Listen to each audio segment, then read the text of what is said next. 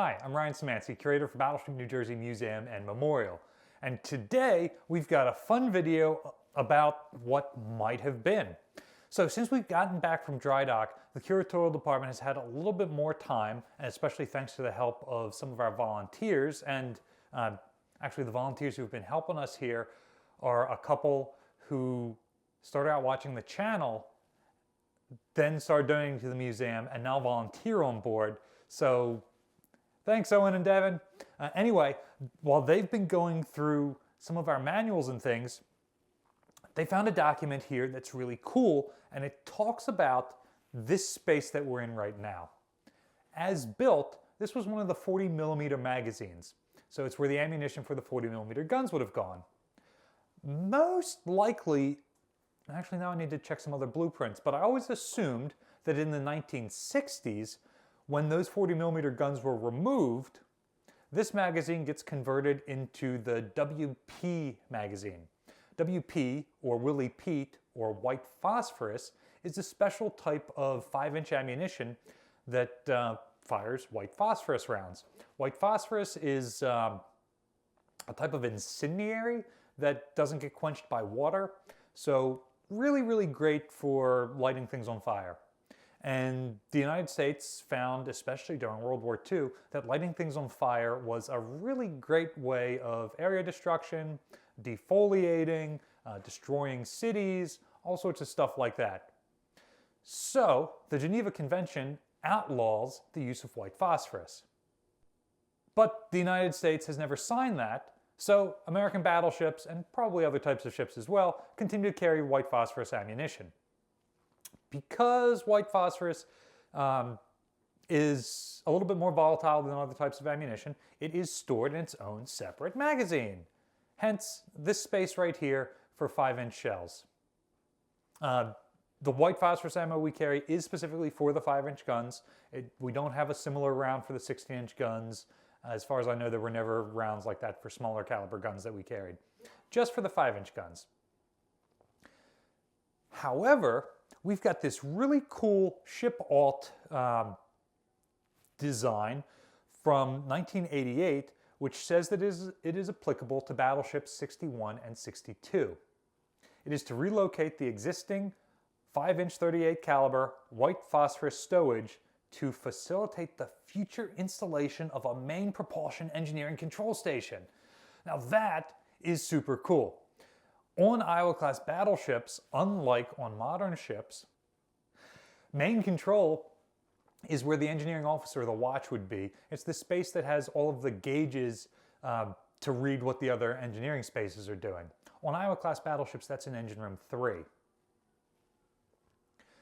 More modern ships tend to have a main control space that is in an air-conditioned part of the ship, not in one of the hot, loud engine rooms. Also, main control tends to have control over the whole engineering plant, not just a monitoring station like on Iowa-class battleships. I have a suspicion that were main control to be moved here, I don't want to spoil things for you, but you can probably tell by the projectile stowage racks that main control was never moved here. But were it to be moved here, I suspect that it would have just been a monitoring station and they wouldn't have actually been able to move the controls for all the engines up to this space. On more modern ships, the engineering spaces can be largely unmanned except for maintenance, and a lot of the controls would be taken straight from here.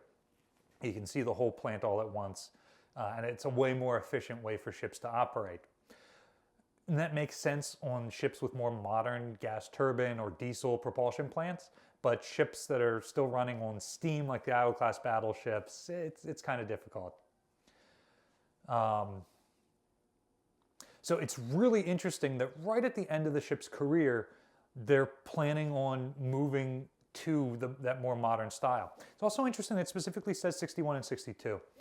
Since this is from 1988, that makes me wonder if Missouri and Wisconsin, reactivated in 86 and 88, had those sorts of changes done while they were in the shipyard, while Iowa and New Jersey, which were reactivated in 82 and 84 respectively, did not get these modifications, and they're now being brought up to the standard of the later two battleships. Next time we visit either Missouri or Wisconsin, we'll have to check out this space and see if they have a main control. Now, interestingly, and unfortunately, this packet of papers here talks about moving magazine spaces around.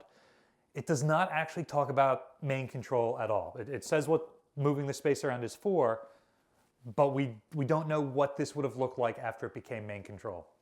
So my hope is that in the near future, we find other documentation that shows the other half of this picture.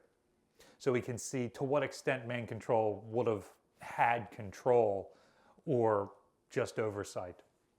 Also, interestingly, this talks about removing WP storage from both Iowa and New Jersey.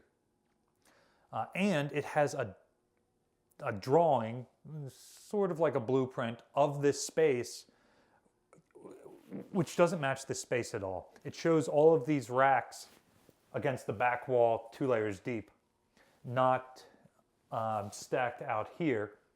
And it also shows at least one fewer rack than we have in here. It shows one of the racks being different for dummy rounds, and the 8 racks that are in here all appear to be the same. Potentially one or more of them might have been for dummy rounds, but I don't know for certain. It also shows that there should be an immersion tank in here, and we don't have one. So maybe it was removed, maybe it was never installed. If it was removed, maybe they actually started this package of work and then never finished it. Don't have enough information right now. But if we find more information, expect a future video. Interestingly, they don't want to lose this capability, so they're not removing these entirely. They're just taking out what's here and moving it all back aft. Back aft, the aftmost 2 5-inch magazines each had one of their associated 5-inch guns removed.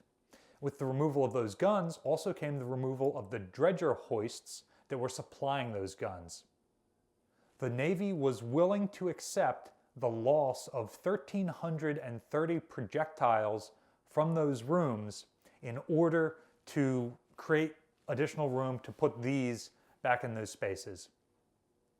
Each space would have an immersion tank, each space would have a dummy round rack, and then each space would have, I believe, 3 of the 6 regular WP racks that were in here.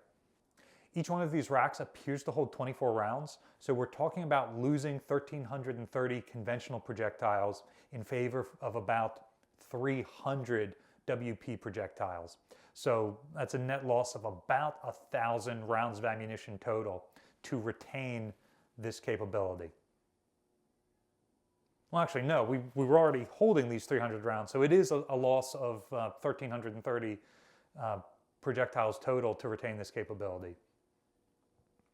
It is interesting to see that they're going to spread this out. Right now, all the WP projectiles that we know of are here on the port side near the forward magazines. At least when they spread them back out, there will be some port and starboard, so you'll have a mount on each side with the ammunition ready to go. These would have to be manually carried from this compartment to where they're being fired from. Now, in theory, they are inert at this point.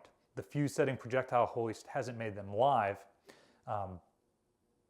But it's interesting that they're nowhere near their associated dredger hoists, and the door to access here doesn't have a flap to leave it sealed as the ammunition is being passed. So my suspicion is if we were going to do a WP mission, they would take the number of rounds that they needed to fire out of here all at once to one of the other, to whichever gun was going to fire it, and then they would seal the door, and then they would fire the ammunition from that space. But that's not going to be a problem anymore if they accomplish this plan. However, at that point, this ammunition is no longer segregated from the regular powder magazines. So I guess they're accepting that though these might be more volatile, they're not really worried about having them sealed off in a separate space. Although they are still worried about them being stored upright and separated out significantly more than the regular shells, which tend to be just laid flat on the deck. So what do you think? Was the idea of moving main control a good idea? Or do you think it was a waste of time on ships this old and this near the end of their active careers? Now, obviously, the end of the Cold War and removing the Iowa class from service by 1992, 4 years after this document is created, doesn't leave much life left in these ships. In fact, Iowa will be decommissioned a year after this document's created, New Jersey 3 years. So, but even without the end of the Cold War, these ships still had a finite lifespan that likely would not have lasted until the end of the 1990s. So it is a big change very near the end of the ship's career, which would have required a lot of moving of like piping and gauges and things up to this space to monitor the engineering equipment. An even bigger change if it's actually going to have some control over the engineering equipment. Likewise, do you think it was worth losing 1,330 conventional projectiles out of a total of a little bit over 10,000 5-inch projectiles just to retain this capability when they reallocated this space? Let us know in the comment section down below. Battleship New Jersey receives operating support from the New Jersey Department of State, also from a number of other businesses and private individuals like yourselves. We really appreciate your support, and we hope that much like Owen and Devin, your support turns into you coming out and volunteering to help the museum. You can also support us by liking, sharing, and subscribing so more people find out about us and the channel. Thanks for watching.